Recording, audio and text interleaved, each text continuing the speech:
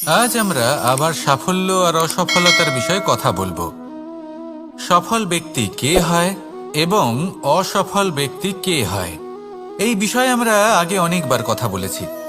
প্রত্যেক ব্যক্তি সাফল্য লাভ করতে চান, কিন্তু প্রত্যেক ব্যক্তি সাফল্য লাভের এই কাজে সফল হতে পারেন না। এবার এটা কেন হয়, এর পেছনে কারণটা কি? কারণ হলো ভয়। সফল ব্যক্তি হলেন তিনি যিনি নিজের সিদ্ধান্ত দ্বারা এই সমস্ত সংসারকে বদলে দিয়ে থাকেন, এবং অসফল ব্যক্তি হলেন তিনি যিনি এই সংসারকে দেখে এর বিষয়ে ভেবে নিজের সিদ্ধান্ত বদলে ফেলেন। প্রয়োজন হল নিজের লক্ষ্যের বিষয়ে ভেবে দেখার, পথের বিষয়ে ভেবে দেখার। একবার যদি আপনি পথ নির্বাচন করে থাকেন, সেই পথে অগ্রসর হতে থাকুন আর তাতে অটল থাকুন। সবসময় দৃঢ় প্রতিজ্ঞ হন।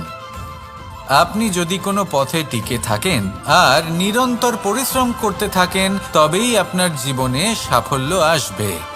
যদি কথায় কথায় লোকে কি ভাববে, লোকে কি বলবে, একথা ভেবে নিজের সিদ্ধান্ত পাল্টান, তাহলে কখনো নিজের লক্ষ্যে পৌঁছতে পারবেন না।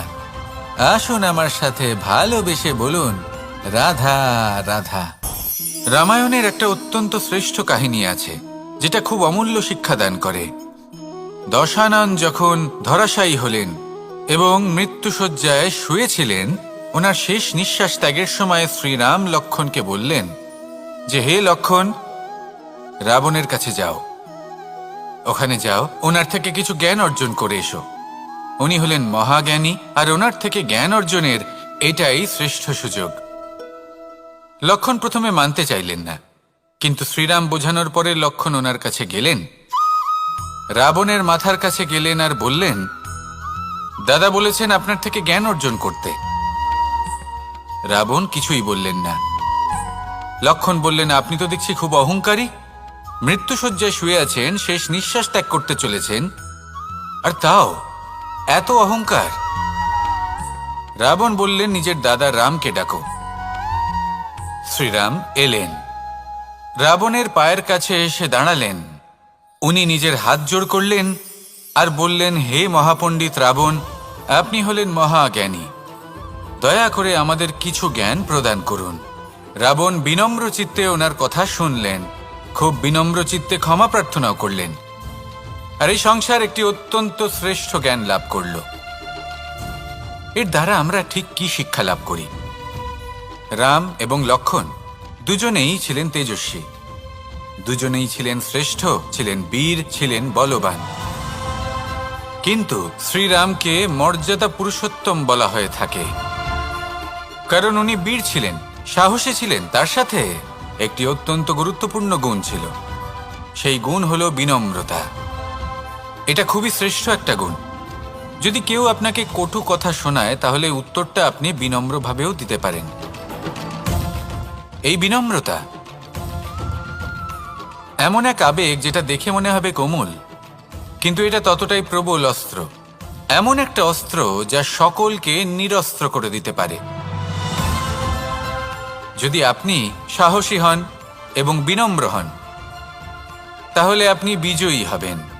যদি আপনি জ্ঞানী হন এবং বিনম্র হন, তাহলে আপনি অবশ্যই মহাজ্ঞানী হয়ে উঠবেন। তাই নিজের মনে বিনম্রতা ধরে রাখুন আর ভালোবেসে বলুন, রাধা রাধা। কখনো আমরা কোনো হাটে যাই, কোনো বিশেষ বস্তু কেনার থাকে, ওখানে যাই, গিয়ে অন্য কারোর কথা শুনে অন্য কোনো বস্তু কিনে নিয়ে আসি, অদরকারি জিনিস কিনে ফেলি। তারপর ভাবি যে আমরা এরকম কেন করলাম, এটা আমরা ভুল করলাম, আমার এটা করা উচিত হয়নি, আদি ইত্যাদি। মানুষ যখন জীবনে এমনই সিদ্ধান্ত নিয়ে বসে, এমন নির্বাচন করে, তখন সেই সিদ্ধান্ত নিশ্চিত রূপে তার ভবিষ্যতের জন্য অত্যন্ত গুরুত্বপূর্ণ হয়।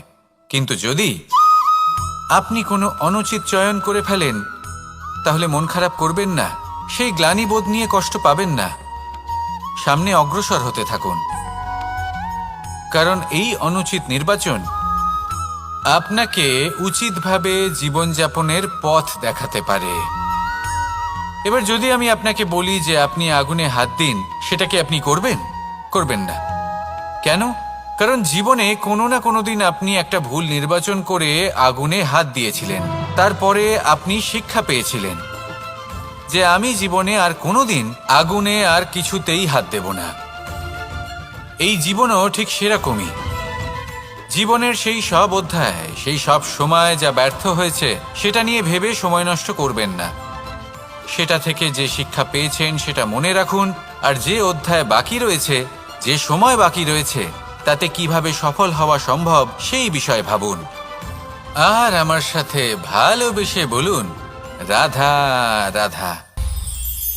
নিজের নিজের অভিজ্ঞতাগুলো দেখে, তার পরিণাম দেখে প্রত্যেক মানুষের মনে একটা ধারণা জন্ম নেয়।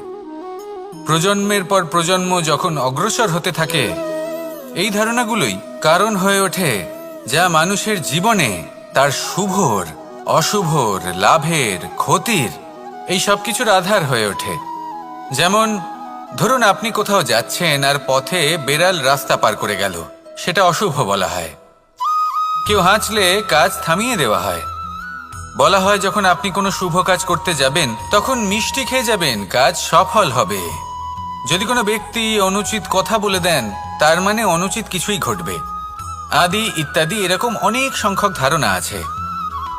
কিন্তু সবকিছু যদি এরকমই হতো তাহলে প্রত্যেক মানুষ নিজের কথা দ্বারা নিজের বা অন্য কারোর জীবন স্বর্গতুল্য করে তুলত, নয়তো নরকে পরিণত করত। কিন্তু এরম কি আদৌ হয়? না।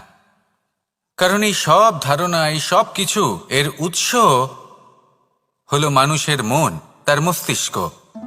যখন আমরা কোনো বাক্য বা কোনো ধারণাকে একটু বেশি গুরুত্ব দিয়ে ফেলি, তার উপর একটু বেশি বিশ্বাস করে ফেলি, তখন যেটা হয়, তখন আমাদের এই ইচ্ছে শক্তি তার সঞ্চার হয় সেই বাক্যের মাধ্যমে, আর সেই জন্য সেই বাক্য আস্তে আস্তে ফলপ্রসূ হতে থাকে। এটা হলো মানুষের মনের শক্তি, তার মস্তিষ্কের শক্তি। এটা কখনো ভুলে যাবেন না। এটা প্রয়োগ করুন আর তার সদ্ব্যবহার করুন। একে প্রয়োগ করুন নিজের লক্ষ্যে পৌঁছানোর জন্য, শুভ কর্ম করার জন্য। আসুন আমার সাথে ভালোবেসে বলুন, রাধা রাধা। সবাই বলেন যে জীবনে কাদের সঙ্গ লাভ করছি সেটা খুব গুরুত্বপূর্ণ। এক ঝুড়ি ফলের মধ্যে যদি একটা পচা ফল আপনি রেখে দেন তাহলে আস্তে আস্তে সমস্ত ফল পচে যায়। সেই জন্য কথায় আছে যে কুসঙ্গ থেকে দূরে থাকো। কিন্তু কি করা যায়? এই সংসার খুবই ছোট। যেখানে আমরা কাজ করি, যেখানে আমরা থাকি, যে পথে আমরা আসা যাওয়া করে থাকি, যে পথে আমরা ভ্রমণ করি, সেখানে এমন অনেক সংখ্যক ব্যক্তি থাকেন যাকে দেখে আমরা মনে করি যে এদের থেকে দূরে থাকতে হবে। তখন আমরা কি করতে পারি? তাদের কি আমরা পরিত্যাগ করব? তাহলে এই সংসারে এমন অনেক মানুষ আছেন, তাহলে কি সংসারই পরিত্যাগ করব? না। সেই ফলের মতন হবেন না যারা একটি পচা ফলের উপস্থিতির জন্য নিজেরাও নষ্ট হয়ে যান। বরং হয়ে উঠুন চন্দন বৃক্ষের মতন, যেটা আসলে সাপেদের বাসস্থান, যেখানে অনেক সংখ্যক অত্যন্ত ভয়ানক বিষধর সাপ থাকে। তারপরেও এই চন্দন, সে কিন্তু নিজের শ্রেষ্ঠত্ব হারায় না। এর মূল্য কিন্তু সেই একই থাকে। মনে রাখবেন, এই সংসারে নিজের সঙ্গ বদলানোর পূর্বে নিজেকে বদলান। নিজেকে কিছুটা এমন ভাবে গড়ে তুলুন যে কেউ আসুক না কেন সে যেন আপনাকে বিভ্রান্ত বা দূষিত না করতে পারে। আসুন আমার সাথে ভালোবেসে বলুন, রাধা রাধা।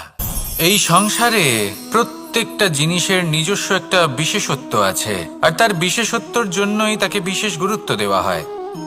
যদি কথা বলি অস্ত্রের, যেমন তরোয়াল। তরোয়াল নির্মাণ করা হয়েছে রক্ষার জন্য। কত তাড়াতাড়ি সে সামনে উপস্থিত শত্রুকে নিধন করতে পারে। এবার এই তরোয়ালের কোন গুণটা দেখা প্রয়োজন? সেটার ধার। সেই বস্তুটি নয় যার মধ্যে এই তরোয়াল রাখা হয়। সেইভাবেই যদি আমি কথা বলি বাণের, তাহলে এটা প্রয়োজনীয় নয় যে সেই বাণ কতটা তীক্ষ্ণ, কতটা বলশালী। এটা দেখা প্রয়োজন যে তার আকারটা কেমন। সে কি বাতাস ভেদ করে নিজের লক্ষ্যে পৌঁছতে পারবে? সেটা বেশি গুরুত্বপূর্ণ, সেই জায়গাটা নয় যেখানে সেই বাণ রাখা হয়। ঠিক সেইভাবে যদি আপনি কোনো মানুষেরই মূল্য বুঝতে চান, তাকে পরখ করে দেখতে চান, তাহলে তার জাতি, তার ধর্ম, তার রূপ, তার আকার, সেগুলো দেখে তাকে পরখ করতে চেষ্টা করবেন না। তাকে পরখ এই সব কিছুর ভিত্তিতে করবেন না। তার স্বভাবটা দেখুন, তার গুণ দেখুন, তার প্রতিভা দেখুন, তার কর্ম দেখুন, কারণ এটাই সেই ব্যক্তির আসল পরিচয়, এটাই হলো তার অস্তিত্ব। যখনই আপনি কোনো নর্তককে শ্রেষ্ঠ নৃত্য প্রদর্শন করতে দেখেন, তখন আপনি কিন্তু এটা ভাবেন না যে সে কোথা থেকে এসেছে, সে কি খায়, ওর বন্ধু বান্ধব কারা। আপনি তার নৃত্য দেখেন, ওর শিল্প দেখেন, সেটারই প্রশংসা করেন, সেটাকেই সম্মান করেন। সেইভাবেই সংসারে সকলকে সম্মান করুন। আর এই সম্মানের আধার হওয়া উচিত তার গুণ, তার স্বভাব, তার কর্ম, তার রূপ আর তার বেশভূষা নয়। আসুন আমার সাথে ভালোবেসে বলুন, রাধা রাধা। এই সংসার বলে যে কৃষ্ণ হলো মহাযোগী, কেউ বলে যে কৃষ্ণ হলো সাংখ্যযোগের প্রবর্তক, কেউ বলে ভক্তিযোগের, কেউ বলে জ্ঞান যোগের, কেউ কেউ এটা মনে করেন যে অষ্টাঙ্গ যোগের প্রভু হলাম আমি। কিন্তু এই যোগ আসলে কি? যোগ বিষয়টাকে বোঝা খুব একটা কঠিন নয়, কিন্তু সেই যোগকে নিজের যাপনের অংশ করে তোলা হলো অত্যন্ত কঠিন, আর তার জন্য প্রয়োজন অভ্যাস। যোগ শব্দটার অর্থ হলো যুক্ত করা, আর এটা আমি ছোটবেলায় শিখেছিলাম। যখন আমার মাখন খেতে ইচ্ছে করত আর মা মাখনের সেই হাঁড়িটা ওপরে টাঙিয়ে রাখতেন, তখন আমরা ভাবতাম যে অত দূরে পৌঁছবো কি করে। তখন আমরা যোগের বিষয়ে জানতে পারলাম, আর তখন জানতে পারলাম যে সবথেকে গুরুত্বপূর্ণ যোগ আসলে কি? সহযোগিতা, সাহায্য। আমরা সব সখারা একসাথে জড়ো হতাম, একে অপরের পিঠের ওপর উঠে দাঁড়াতাম, আর তারপর আমরা ওই মাখনের হাঁড়ির কাছে পৌঁছতে পারতাম, আর তারপর আমরা সবাই মিলে সেই মাখন ভাগ করে খেতাম। সহযোগিতা, এটা অত্যন্ত গুরুত্বপূর্ণ। পাণ্ডবরাও মহাভারতে এটাই করেছিলেন। ওনাদের সাথেও কেউ ছিল না, একে অপরকে সাহায্য করে ওনারা অনেক বীরদের একত্রিত করেছিলেন। তারপর অবশেষে মহাভারতের এই মহাযুদ্ধে ওনারা জয়লাভ করেছিলেন। রামায়ণে রাম এবং লক্ষ্মণের সাথে কেউ ছিল না। সহযোগিতার মাধ্যমে ওনারা ভাল্লুক আর বানর সেনাকে একত্রিত করেছিলেন, আর এই সংসারের সব থেকে প্রবল রাক্ষস রাবণকে বধ করেছিলেন। মনে রাখবেন, একসাথে মিলে যদি আপনারা কর্ম করতে শেখেন, তাহলে এই সংসারে এমন কিছুই নেই যেটা আপনি অর্জন করতে পারবেন না। আসুন আমার সাথে ভালোবেসে বলুন, রাধা রাধা। সূর্য এই সংসারকে আলো প্রদান করে। সূর্যের মনে যদি নিজের তেজের জন্য অহংকার জন্ম নেয়, তখন তার অহংকার ভঙ্গ করে মেঘ। সূর্যের আলো পূর্ণরূপে ঢেকে দেয়। মেঘের মনে যদি নিজের গতি নিয়ে অহংবোধ জন্ম নেয়, তাহলে মেঘের অহংকার ভঙ্গ করে পর্বত, মেঘের গতি অবরুদ্ধ করে দেয়। এবার যদি পর্বত নিজের নিশ্চলতা নিয়ে অহংকার করে, তাহলে সেই অহংবোধ ভঙ্গ করে একটি মূষক, সেই বিশাল পর্বতে একটি ছিদ্র করে দেয়। এবার যদি মূষকের নিজের মনে অহংবোধ জন্ম নেয়, তাহলে জল তার অভিমান ভঙ্গ করে, সেই ছিদ্র দিয়ে প্রবেশ করে। আর যদি জলের মনে অহংবোধ জন্ম নেয়, তখন মানুষ বাঁধ নির্মাণ করে তার গতিপথ রুদ্ধ করে, জলের অহংকার ভঙ্গ করে। আর যদি মানুষের মনে অহংকার জন্ম নেয়, তখন সূর্য নিজের তাপ দ্বারা মানুষের অহংকার ভঙ্গ করে। এই সংসারে অহংকার প্রদর্শন করার কোনো প্রয়োজন নেই। আমাদের সবার মধ্যেই কিছু বিশেষ গুণ আছে, আর সবার মধ্যে কোনো না কোনো দোষও আছে। এই প্রকৃতি আমাদের কি শিক্ষা দেয়? কেউ একে অপরের সাথে লড়াই করে না, একে অপরের জন্য বাধা সৃষ্টি করে না, শুধু নিজের কর্ম করে। সূর্য নিজের প্রকাশ দ্বারা বনস্পতি এবং গাছপালাকে জন্ম দেয়। মেঘ বর্ষা সৃষ্টি করে লুপ্ত হয়ে যায়, আবার নির্মিত হয়। পর্বতের সেই নিশ্চলতা সেই বর্ষাকে একটা দিশা প্রদান করে, আর তারপরে তা ধারা হয়ে প্রবাহিত হয়ে যায়। এইসব কি? এইসব একটা সম্পর্ক, একটা চক্রের মতো। সবাই একসাথে নিজের কর্ম করে, তাই এই চক্র আবর্তিত হয়। এটা আমাদেরও করতে হবে, একসাথে মিলে কাজ করতে হবে। কারোর জন্য বাধা হয়ে উঠলে হবে না, কাউকে ছোট মনে করলে হবে না। এটাই করতে থাকুন, সবাই মিলেমিশে কর্ম করুন। প্রকৃতি আমাদের এই শিক্ষাই দেয়। আসুন আমার সাথে ভালোবেসে বলুন, রাধা রাধা। একটি সোনার মুদ্রা নিন, সেটা জলে ফেলে দিন, তারপর তুলে নিন। সেটা মাটিতে ফেলে দিন, আবার তুলে নিন, কাদায় ফেলে দিন, আবার তুলে নিয়ে হাতুড়ি দিয়ে তার উপর প্রহার করুন। তারপরেও সেই সোনার মুদ্রার মূল্য সেটাই থাকে যা আগে ছিল, তাই না? এটা হলো উদাহরণ সংসারের সেই প্রত্যেকটা জীবের জন্য, প্রত্যেকটা মানুষের জন্য। কখনো কখনো জীবনে সাফল্যের বদলে আমরা বিফলতা পাই। যতটা আশা করেছিলাম ততটা শ্রেষ্ঠ কর্ম করতে পারি না। কখনো বা আমরা ভুল করে ফেলি, কখনো আমরা অনুচিত কর্ম করে ফেলি, কখনো সংসার আমাদের বুঝতে পারে না। তার পরিণামস্বরূপ এই সংসার আমাদের নিন্দা করে, আমাদের উপেক্ষা করে, আমাদের বিষয়ে কটু কথা বলে, কখনো সামনাসামনি বা কখনো পেছনে। সংসার এমন একটা আচরণ করে যেন আমাদের সাথে কথা বলাটাই একটা বিশাল অপরাধ। এবার সেক্ষেত্রে কি করা উচিত? মনকে শান্ত করা উচিত। বেশিরভাগ ক্ষেত্রেই এমন সময় মানুষ এটা ভেবে বসে যে তার জীবনের কোনো মূল্যই নেই। তার মনে হয় যে সে এই সংসারে শুধু একটা বোঝার সমান। সে নিজেকে ঘৃণা করতে থাকে, ওর মনে হয় যে তার জীবন শূন্য। কিন্তু তা নয়। আপনি সোনার মুদ্রার মতো, যদি আপনার মধ্যে সেই গুণ থাকে, আপনি শ্রেষ্ঠ কর্ম করেন, আপনার মধ্যে সেই বিদ্যা থাকে, আপনি নিরন্তর প্রয়াস করেন, সৎকর্মের পথে এগোতে থাকেন, তাহলে আপনার নিজের যে মূল্য তৈরি হয় সেটা কোনো পরিস্থিতিতে কোনো ব্যক্তি আপনার থেকে কেড়ে নিতে পারবে না। শুধু নিজে ভেঙে পড়বেন না, এটা ভাবুন যে সম্মান আপনি হারিয়েছেন সেটা আপনি কিভাবে ফিরে পেতে পারেন, তার জন্য কি করতে হবে। যে ধন আপনি হারিয়েছেন সেটা পেতে হবে কিভাবে, তার জন্য কি কি করতে হবে। শান্ত মনে সবটা ভেবে দেখুন, সিদ্ধান্ত নিন এবং অগ্রসর হন। আপনি এই সংসারের কাছে তেমনই হয়ে উঠবেন যেমন আপনার কর্ম হবে। যদি তা শ্রেষ্ঠ হয় সবাই তাই ভাববে। আসুন আমার সাথে ভালোবেসে বলুন, রাধা রাধা। মানুষ যখনই কোনো পর্বতারোহণ করতে শুরু করে তখন সে বারবার পড়ে যায়, বারবার উঠে দাঁড়ায়, সামনে এগোতে চেষ্টা করে। কিন্তু যদি সে দৃঢ় নিশ্চয় করে থাকে তাহলে সে অবশেষে সেই পর্বতের শিখরে পৌঁছেই যায়। চলার পথে যদি বড় কোনো পাথর চলে আসে বা পর্বতের কোনো বড় অংশ সামনে আসে তাহলে সে তার সাথে ধাক্কা খায় না, সে পথ বদলে নেয়। কিন্তু বাধা তাকে সবসময় পেতেই হয়, আর সেই বাধা সে পায় ছোট ছোট পাথরের দ্বারা। তাদের উপর পা পড়লে তার পা পিছলে যায় আর সে পড়ে যায়। এই ছোট ছোট পাথর হলো আমাদের জীবনের সেই ছোট ছোট সমস্যা, সেই ছোট ছোট ভুলগুলো যেগুলো আমরা অবজ্ঞা করতে থাকি।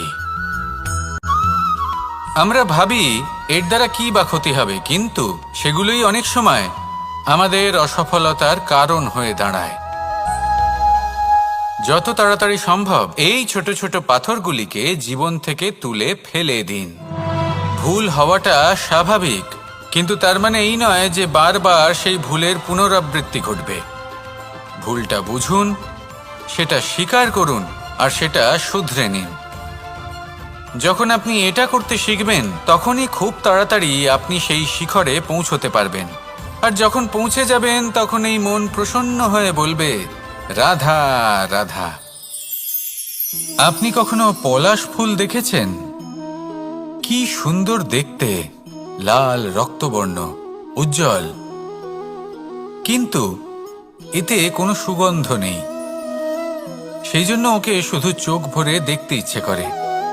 দেখবেন তাকে কিন্তু পুজোতে ব্যবহার করা হয় না, এই ফুল দিয়ে মালা বানানো হয় না। সেরকমই আমাদের জীবনে এমন অনেক ব্যক্তি রয়েছেন যাদেরকে সম্মান অর্জন করতে হয়।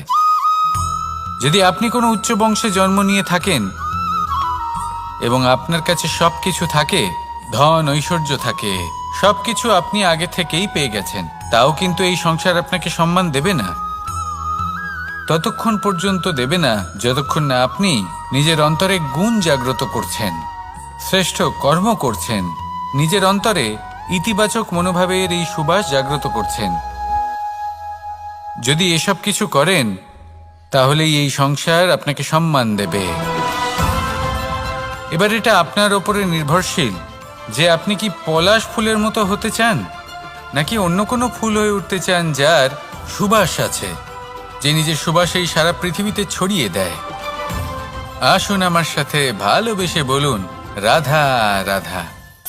এই সংসারে একটা শব্দ আছে যার বিষয়ে মানুষ অত্যাধিক চিন্তা ভাবনা করে,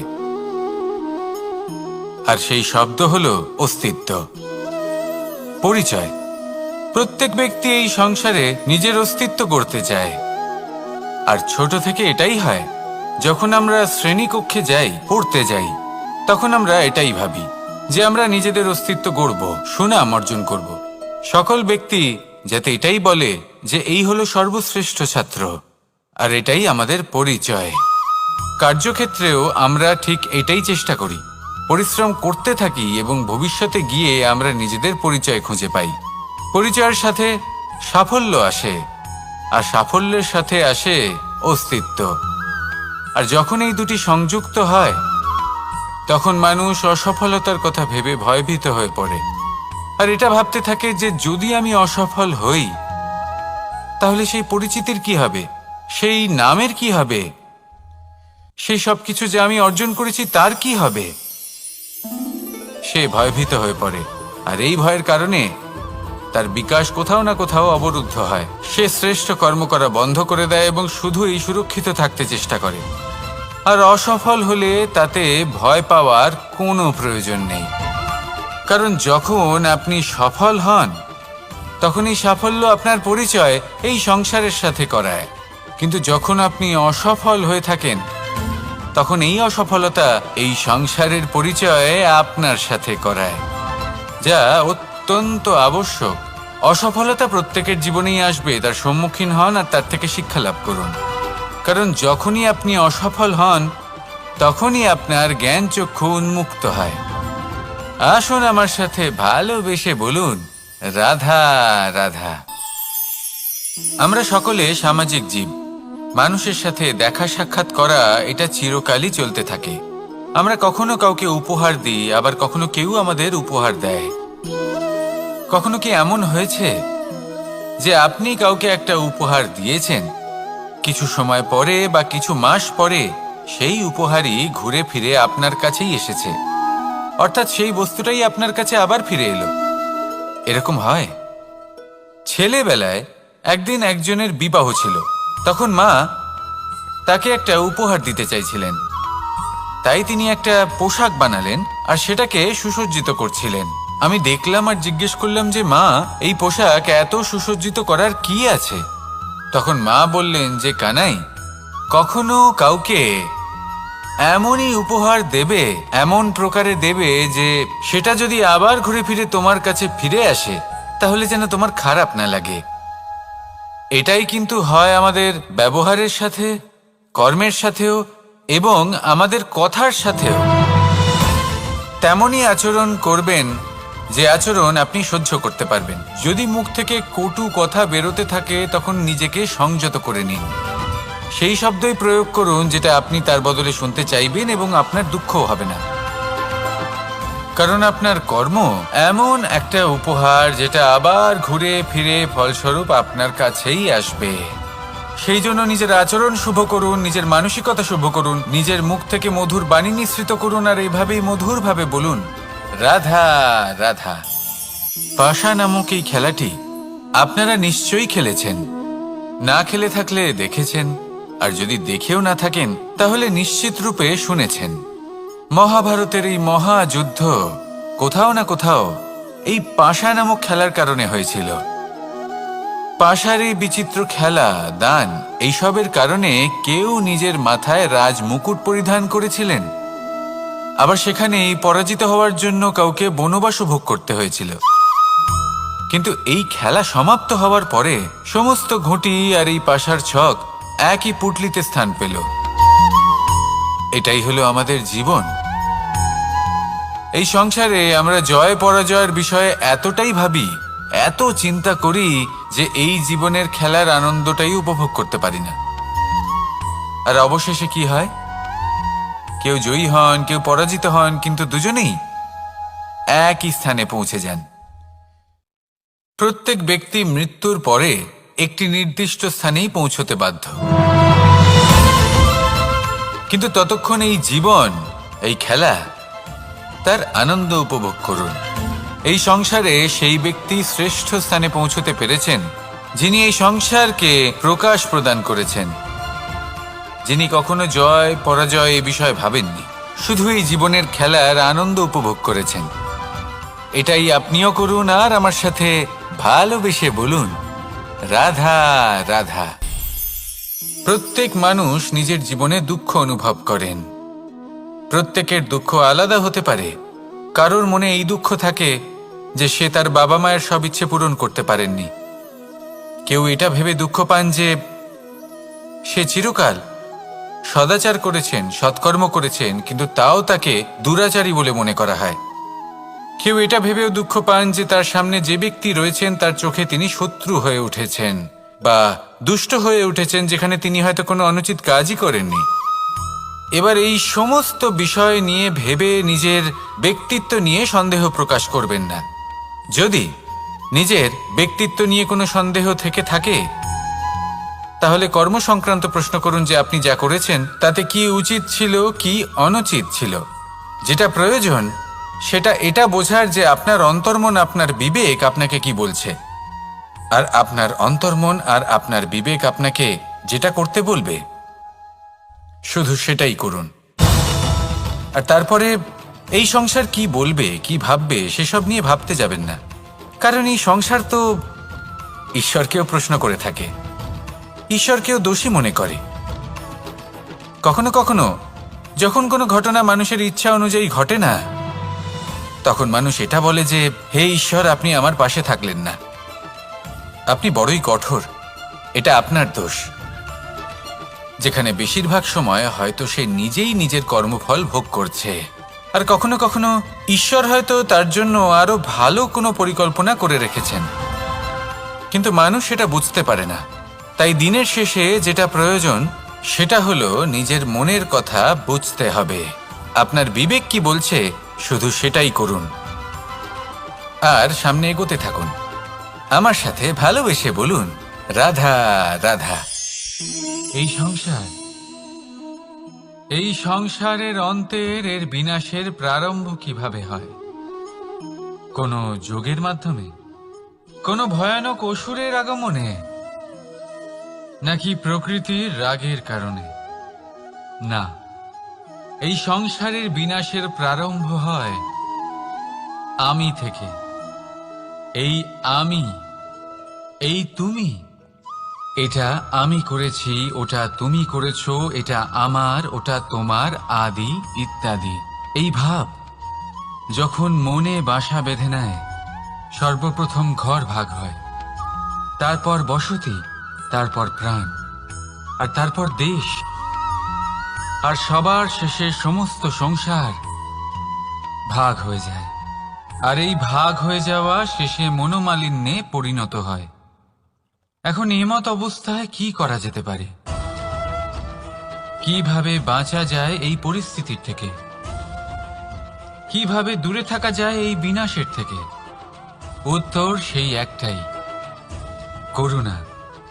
একে অপরের দরকারগুলি বুঝুন, একে অপরের সমস্যাগুলি বুঝুন, একে অপরের দুঃখের সাথী হয়ে দাঁড়ান, একে অপরের সুখের ভাগীদার হন।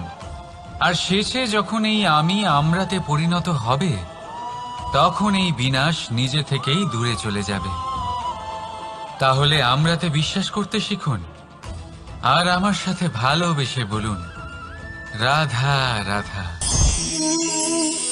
এই মুদ্রা, এবারে ভাবুন এটাই আমাদের জীবন, জীবনের সুখ আর দুঃখ এই মুদ্রার, এই জীবনের দুটি দিক।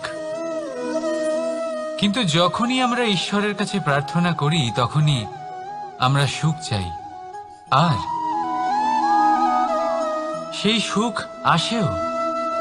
আর যখনই সেই সুখ আসে তখন ব্যক্তি সর্বপ্রথম তাকে ভুলে যায় যে দুঃখের সময় ওনার সাথে ছিলেন। আর এমত অবস্থায় উনি সাহায্য করেন না, উনি করেন উপকার। আর এই উপকারের বদলে মানুষের থেকে উনি নিজের জন্য শ্রদ্ধা চান। আর সেই শ্রদ্ধা, সেই চাহিদার কারণে উনি নিজেকে অন্যদের থেকে শ্রেষ্ঠ, অন্যদের থেকে ভিন্ন মনে করতে বিবশ হয়ে যান। আর আলাদা হবার কারণে তার মধ্যে জেগে ওঠে অহংকার, আর সেটাই হয় তার পতনের কারণ। এবার এতে কি করা যেতে পারে, কি চাওয়া যেতে পারে ঈশ্বরের কাছে? এই প্রশ্ন অবশ্যই মনে আসে। ঈশ্বরের কাছে চান সুখ, শুধুমাত্র ততটাই যাতে অহংকার না আসে, আর দুঃখ ততটাই যাতে শ্রদ্ধা না চলে যায়। রাধা রাধা। এই সংসারে এমন কিছুই নেই যে সব সময় একই থাকবে। যা কিছু নির্মাণ হয়েছে তা একদিন অবশ্যই ভেঙে পড়বে, কিন্তু এই ভেঙে যাওয়ার বিশ্লেষণ আপনি কিভাবে করবেন তা আপনার উপরে নির্ভর করছে। ওই আকাশের দিকে তাকান, ওই মেঘ, ওটাও ভেঙে পড়ে, কিন্তু নিজে ভেঙে পড়ার সাথে বর্ষাকে তৈরি করে যায়। মাটির ডেলা অবশ্যই ভেঙে পড়ে, কিন্তু ব্যবহারযোগ্য মাটির রূপ নিয়ে। এই ধরিত্রীর বুকে কোনো এক বীজ যখন ভেঙে পড়ে তখন ধরিত্রীর উপর এক বিশাল আকারের বৃক্ষ নির্মাণ করে। যদি জীবনে কিছু ভেঙে পড়ে তাহলে নিরাশ হয়ে পড়বেন না, নিজের সাহস হারাবেন না, ধনাত্মক দৃষ্টিভঙ্গি দিয়ে দেখতে চেষ্টা করুন।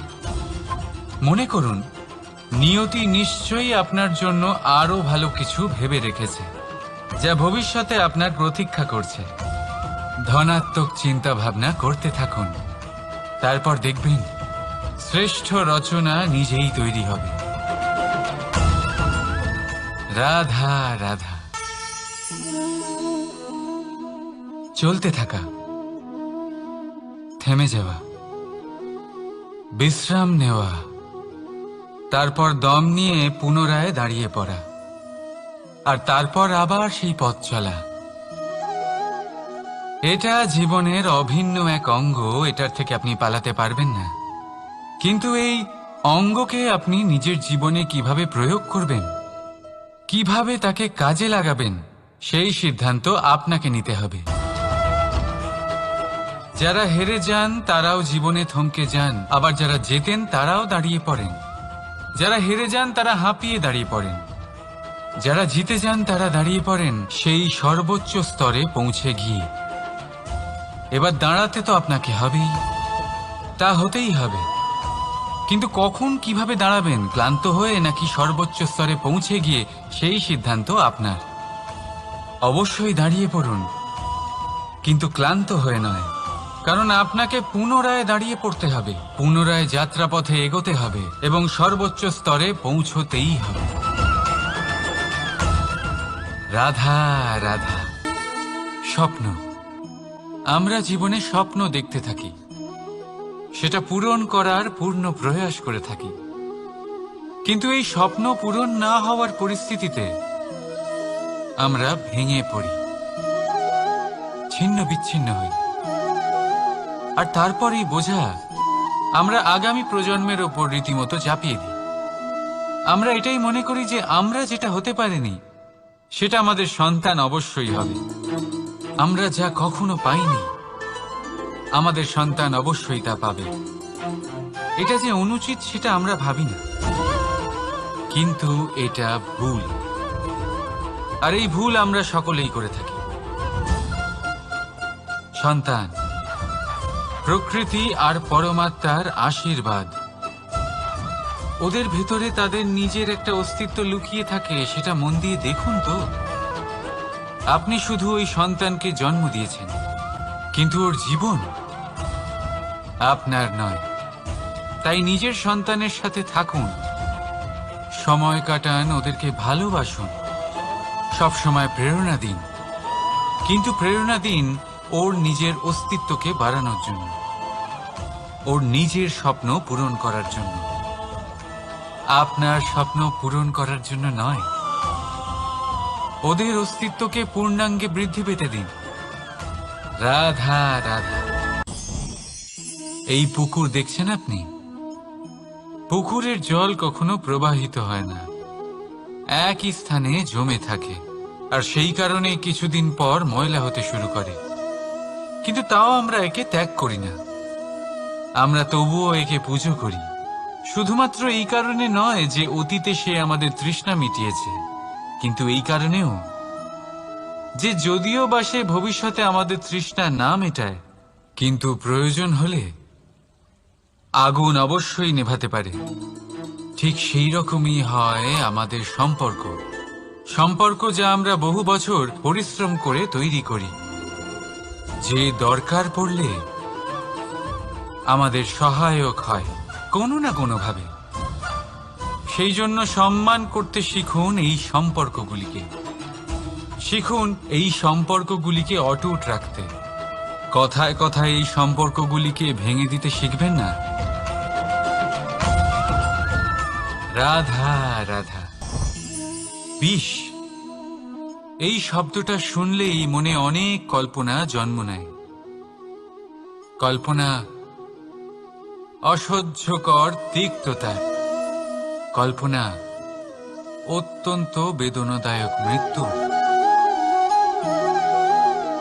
এবার যদি আপনাকে জিজ্ঞেস করা হয় যে সবচেয়ে বিষাক্ত বিষ কোনটা, তাহলে আপনি কি বলবেন? কেউ বলবে সর্পের বিষ, কেউ বলবে কাঁকড়া বিছের, কেউ বলবে কালকিউটের বিষ। কিন্তু না, এই সমস্ত রকম বিষ সেই বিষের সামনে টিকতে পারবে না যাকে আমরা বলে থাকি কানের মধ্যে ঢালা বিষ। শুনতে অত্যন্ত মিষ্টি, কিন্তু তিক্ততায় অত্যন্ত বিষাক্ত। পেটের মধ্যে যাওয়া এই বিষ শুধুমাত্র একটি মানুষের মৃত্যুর কারণ হয়, কেবল একটি। কিন্তু কানের মধ্যে ঢালা এই বিষ একাধিক সম্পর্কের নাশ করতে পারে। আর এটাতে সেই ব্যক্তির ভুল নেই যে আপনার কানে বিষ ভরেছে, আপনি তাকে দোষ দিতে পারেন না। এখানে দোষ আপনার নিজের, যে এই বিষকে আপনি নিজের উপরে প্রভাব ফেলতে দিয়েছেন, এই বিষকে সুযোগ দিয়েছেন আপনার ক্ষতি করতে। এটা আপনার ভুল। সেই জন্য কুমন্ত্রণায় কখনো কান দেবেন না। আপনার মনে ভালোবাসার দৃঢ়তা জাগিয়ে তুলুন আর নষ্ট করে দিন এই সংসারের সমস্ত বিষের প্রভাবকে। রাধা রাধা। জীবন, আমাদের এই জীবন, সুখ আর দুঃখ, এই দুইয়ের মিশ্রণ। এদের সংমিশ্রণই জীবনের ভারসাম্য বজায় রাখে। এখন এই সুখ, সুখ এমন এক বস্তু যাকে সবাই খুঁজে চলেছে। দুঃখ এমন এক অনুভূতি যা সবার কাছে আছে।